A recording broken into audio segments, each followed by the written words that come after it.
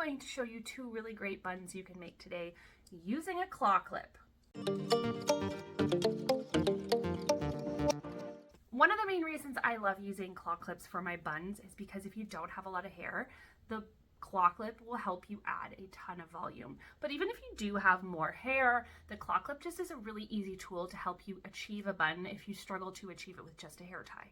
So I am using a fairly small claw clip because I don't have a lot of hair. If you are not able to achieve this, then the problem is probably your claw clip. If you have really long hair, you are going to want a slightly taller claw clip. If you have shorter hair, you're going to want a claw clip that is thinner and doesn't have too much height this way. If you have thinner hair, you're going to want a smaller claw clip. If you have thicker hair, you're going to want a bigger claw clip. So if you struggle, play around with the size of your claw clip. I have a few claw clips I can use that work for these styles, and I have other claw clips that I could absolutely not do these styles with. They are not good for these bun styles when it comes to my hair type and my hair length. So I'm going to leave my bangs out for these, but you don't have to. You can pull all your hair back or you can leave your hair out. It looks great both ways, and I do it both ways. I even have videos on my shorts that show it both ways because I have done these buns many times before. They are very, very popular. So first thing we're going to do is one on the top of our head. We're going to create a ponytail. Now, one little thing you can do if you struggle with your hair, a little tip would be to take a little clear elastic and tie the bottom of the hair. The only reason you would want to do that is because it's just going to keep all your hair together, which is going to make the next part a little easier so you're not having to worry about all your hairs. Just going to mess up my base a little bit. I want this one to look a little on the messier side of my base, not too slicked back. Especially if you have layers for that. You can also twist, which is what I usually do. That's how I keep all my little hairs together, is I give this one a twist. So I'm going to twist the ponytail, and you could twist and then tie. That will give you extra security. So then you're going to take your claw clip, and you're going to put the middle of the claw clip right over top of the hair tie. Right like that.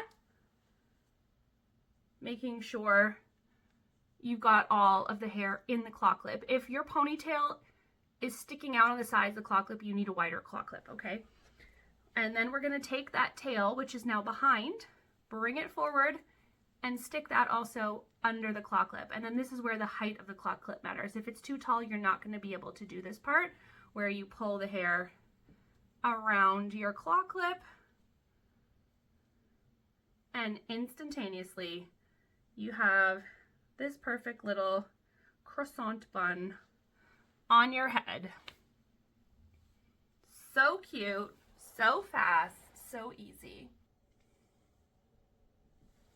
So usually when I do these buns, I will use one of my kind of light colored claw clips so that you don't really see it, but I use the black one so that you can see that if you have thin hair, you probably will see your claw clip in there a little bit.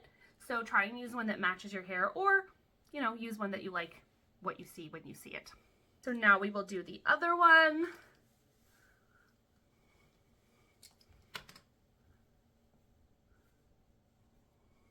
This one I'm going to show you from the back. For this one, you are going to start with a ponytail again, and again, putting it on the part of your head where you want your bun to go. I like to put it up a little bit higher so you kind of see it from the front, but still sort of at the back of my head. I twist again. I hold the ponytail up. I put the claw clip, as you can see, going side to side, and I'm going to bring the ponytail from the top down to the bottom, tuck it into that claw clip, close it securely, and pull it to the sides. If you're having a hard time keeping the hair right to your base, then you could add a bobby pin on either side where I'm holding my fingers, but I find for the most part it stays, especially if you have any texturizing product or dry shampoo in your hair. There's that one from the front. If you want to see it from the front a little like you do mine, then you just want to make sure it's up a little higher on the head. If you don't want to see it, then you just want to put it a little bit down further to where that occipital bone where your head starts to round down is, and then you won't see it from the front. I hope you found that helpful. I hope this gives you another two buns, because I know how much we all love buns here, that you can try, and maybe you will finally find the one that you love and your go-to bun. Let me know in the comments which of these two buns is your favorite, and if you try them, were you successful? Were you successful at both? Just one? I would love to know. Thank you so much for watching. I love having you guys here with me.